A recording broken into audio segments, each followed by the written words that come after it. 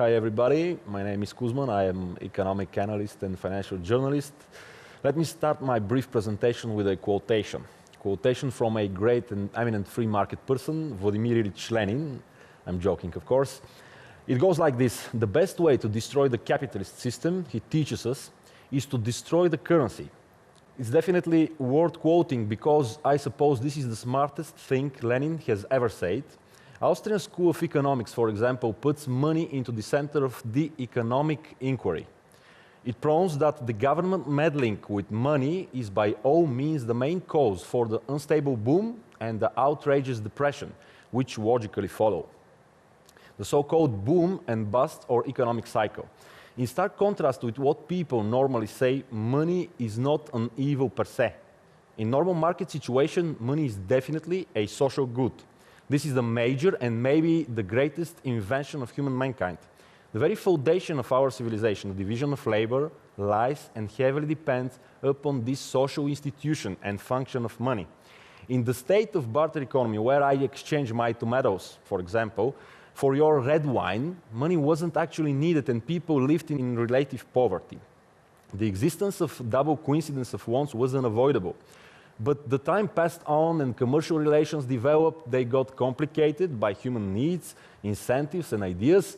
Hence, money appeared through market process, human cooperation and mutual voluntary exchange in the marketplace, by natural try and error process. This is how were brought to us the money, and Mises has logically proven it with his regression theorem.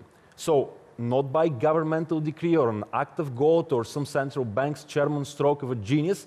Now, the division of labor and the capital accumulation flourish, having prices in terms of money enhances our ability to save real goods in terms of money and make rational economic calculation. And by savings, we have investments, and by investing in productive structure, the economy grows and the standard of living increases and increases over time. For obvious reason, gold and silver have been chosen by the market to serve as money. Metal money is commodity money, brought by natural evolutionary market process. We have no time to dwell into how the state was hijacking the monetary field and still do it again. What we have to understand is that today we live in a strange and I would say dangerous economic and social experiment. 40 years ago, global money and the overall world monetary system were disconnected totally and entirely from any commodity standard whatsoever. The so-called gold window was definitely closed by Richard Nixon in 1971, and now we all live in a world of fiat governmentally controlled by legal tender law, politicized state, money monopoly. The truth is that the only reason for us to use paper ticket with some nice faces of presidents and glorious historical personalities as money is that they were backed by gold, a real good, out of the scope of political manipulation.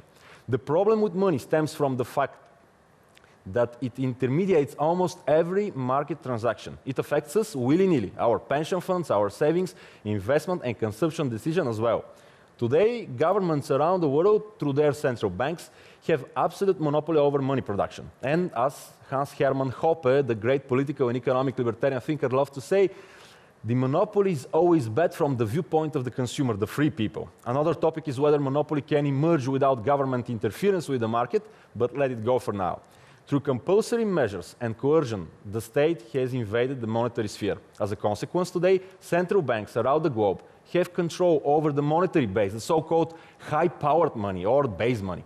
The base money serves as basis for the bank credit, which commercial banks create and grant on top of this basis. The bank money is called demand deposit. These demand deposits have the economic function of outright money and constitute the money supply. You can buy your car with such a credit, for example. So, commercial banks are money producers in equal footing as the central bank. They are central bank's agency or operational units.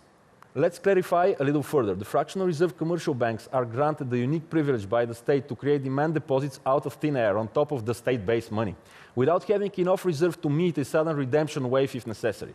Commercial banks cannot honor their contractual agreement vis-à-vis their depositors, so to speak. They are inherently insolvent, to borrow the Murray Rothbard term.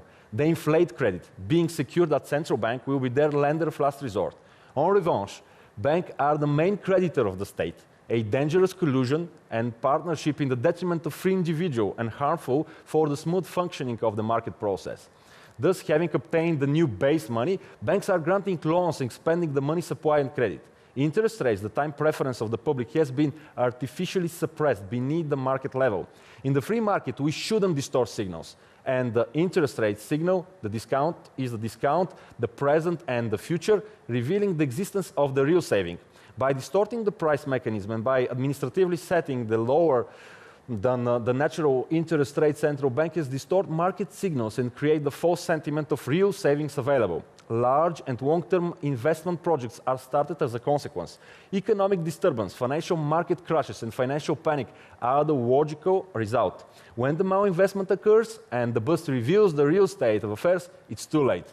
Capital has been lost, labor and production factor have to readjust de novo. Time is too short to discuss the reform in detail, but to conclude, what has to be done? Let's abolish the government monopoly over money. Base money has to be 100% backed by something real. I don't say gold because the market will decide whether it should be gold or not. Up to now, it suits very well for the purpose, and most importantly, it has been chosen by the market. Fractional reserve banking must be treated at its face value as a crime or fraud against the private property. Let's propose 100% reserve banking to be installed, and I'll finish my presentation with the following statement of Meyer Amschel Bar Rothschild, the founder of the Rothschild banking dynasty. Give me control of a nation's money, and I'll care not who makes it slow. Thank you for your time.